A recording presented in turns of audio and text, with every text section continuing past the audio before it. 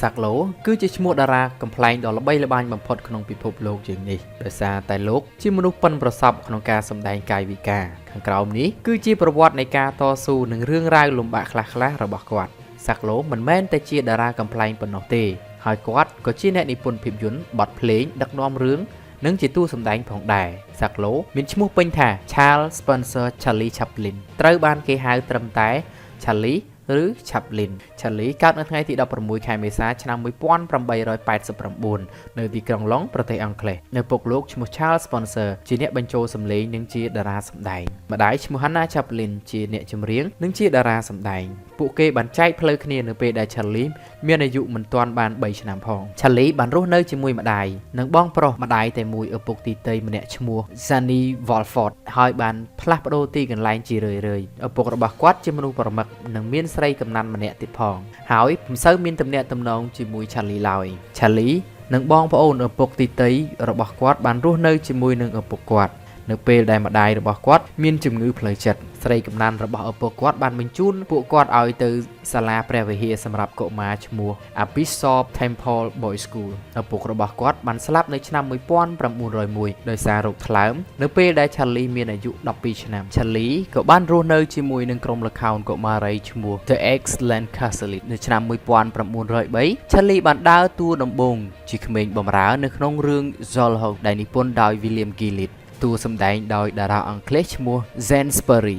Sperry បានយក Charlie ឲ្យទៅនៅក្បែរនិងបង្ហាត់បង្រៀនគាត់ឲ្យត្រួតត្រាលើទេពកោសល្យរបស់គាត់និងពូកែសម្ដែងឆ្នាំ1910ក្រុមល្ខោនរបស់គាត់បានទៅសម្ដែងនៅអាមេរិករហូតដល់ឆ្នាំ1912ត្រឡប់ទៅអង់គ្លេសបាន5ខែ Charlie ត្រឡប់ទៅអាមេរិកម្ដងទៀតជាមួយនឹងក្រុមល្ខោនឈ្មោះ Fat Cano ប៉ុន្តែនៅពេលដែលក្រុមរបស់គាត់ត្រឡប់ទៅអង់គ្លេសវិញគាត់បានបន្តនៅសហរដ្ឋអាមេរិកចុងឆ្នាំ1913បន្ទាប់ពីការសម្ដែងមកគាត់ត្រូវបានក្រុមហ៊ុនភាពយន្តជាច្រើននៅសហរដ្ឋអាមេរិកជួលគាត់ឲ្យថតឲ្យពួកគេភាពយន្តដំបូងរបស់ Charlie គឺរឿង Making a Living ធ្វើឲ្យនាយកក្រុមហ៊ុនមិនសប្បាយចិត្តទាល់តែសោះដោយសារតែ Charlie ធ្វើឲ្យមានកំហុសដែលត្រូវខាតបង់ថ្លៃជាច្រើនទោះជាយ៉ាងណាគាត់បានផ្ដល់ឱកាសឲ្យ Charlie ម្ដងទៀតរំពេចនោះភាពយន្តទាំងឡាយរបស់ Charlie ទទួលបានភាពជោគជ័យយ៉ាងកក្រឹកកក្រែងហើយគាត់បានក្លាយជាតារាភាពយន្តដ៏សំខាន់បំផុតនៅឯក្រុមហ៊ុនផលិតភាពយន្តអាមេរិកឈ្មោះ Keystone ខ្សែភាពយន្តដើរតន្ត្រង់របស់គាត់បានចាប់ផ្ដើមនៅក្នុងយុគសម័យភាពយន្តកឬភាពយន្តគ្មានសម្លេងការដែលគាត់នៅជាមួយនឹងក្រុមហ៊ុនភាពយន្តកំ pl ែង Keystone បញ្ចាំងដំបូង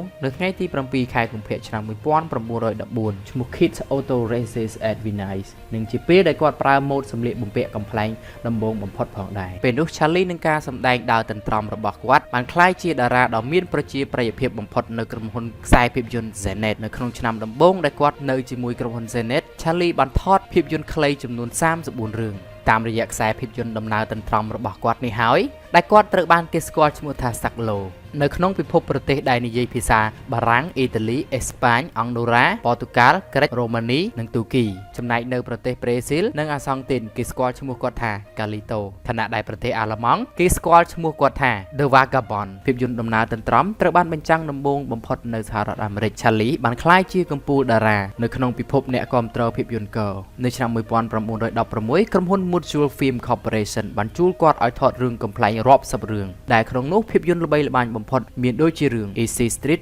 1am The Pawn Shop និង The Adventure ជាដើម Charlie បានចាត់ទុកអំឡុងពេលដែលគាត់នៅជាមួយនឹងក្រុមហ៊ុន Mutual គឺជាពេលដែលគាត់មានសុភមង្គលបំផុតក្នុងអាជីពរបស់គាត់នៅពេលអាមេរិកចូលខ្លួនក្នុងសង្គ្រាមលោកលើកទី1 Charlie បានក្លាយជាអ្នកនាំពាក្យឲ្យ Liberty Bond នៅពេលដែលគាត់បញ្ចប់កិច្ចសន្យាជាមួយនឹងក្រុមហ៊ុន Mutual នៅឆ្នាំ1917គាត់បានចុះកិច្ចសន្យាជាមួយនឹងក្រុមហ៊ុន First National នៅឆ្នាំ1919 Charlie គឺជាស្ថាបនិកម្នាក់ជាមួយនឹងមិត្តភក្តិជិតដិតរបស់គាត់3នាក់ទៀតដែលបង្កើតស្ទូឌីយោមានឈ្មោះ United Artists ជាមធ្យោបាយកិច្ចពីឥទ្ធិពល Hollywood ដែលព្យាយាមគ្របដណ្ដប់វិស័យភាពយន្តទាំងស្រុងគាត់បានបន្តធ្វើជាសមាជិកក្រុមប្រឹក្សាភិបាលរបស់ United Artists រហូតដល់ដើមទសវត្សរ៍ឆ្នាំ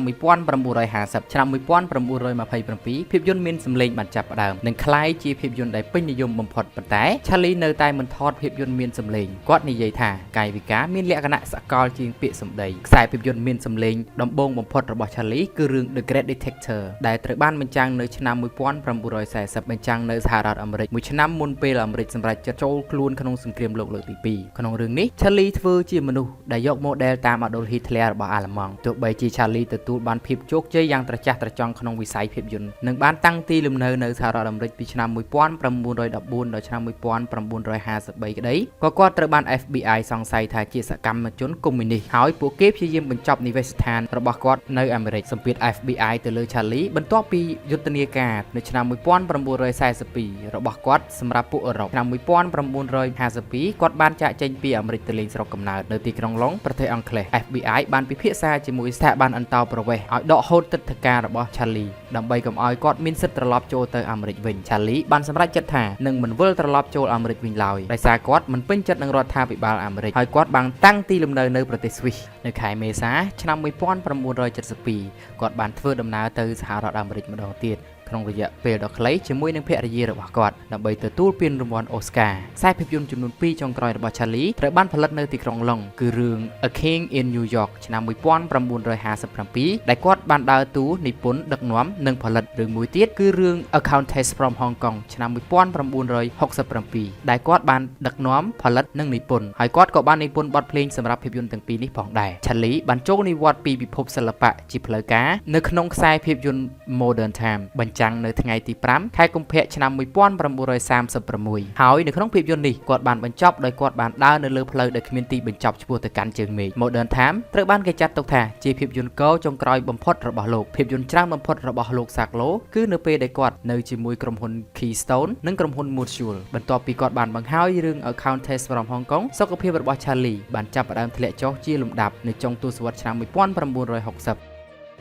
នៅឆ្នាំ1977គាត់ក្រោកដើរលេងរួចក៏ប្រើកៅអីមានកង់ពិភពលោកលែងមានវត្តមានស្ដេចកំប្លែងដ៏រស់រវើក Charlie Chaplin ដែលគាត់បានលាចាកលោកនៅពេលដែលគាត់កំពុងទទួលទានដំណេកនៅទីក្រុងវេវៃប្រទេសស្វីសនៅថ្ងៃបុណ្យណូអែលនាឆ្នាំ1977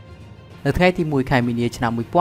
1978សាកសពរបស់គាត់ត្រូវបានគេលួចដើម្បីចម្រិតយកប្រាក់ពីគ្រួសារប៉ុន្តែពួកចោរទាំងនោះត្រូវបានចាប់ខ្លួនហើយសាកសពរបស់គាត់ត្រូវបានរកឃើញ11សប្តាហ៍ក្រោយមកនិងត្រូវបានកប់ម្ដងទៀតនៅក្នុងជម្រៅ 1.8 ម៉ែត្រក្នុងទីអាត់កំបាំងមួយដើម្បីជៀសវាងត្រូវគេលួចម្ដងទៀតរូបសំណាករបស់គាត់ត្រូវបានគេសាងសង់ឡើងនៅទីក្រុងវេវៃប្រទេសស្វីសដែលនៅគង់វង្សរហូតដល់សប្តាហ៍ថ្ងៃទោះជាច្រើនទសវត្សរ៍ទៅហើយក្តីរូបសំណាករបស់គាត់និងភាពយន្តរបស់គាត់នៅតែធ្វើឲ្យមនុស្សផ្ទុះសំណោចទប់មិនជាប់ដដែលហើយរហូតមកដល់សប្តាហ៍ថ្ងៃនេះពិភពលោកនៅពុំទាន់មានតារាកំ pl ែងណាម្នាក់អាចបំបែកឯកតកម្មគាត់បានឡើយ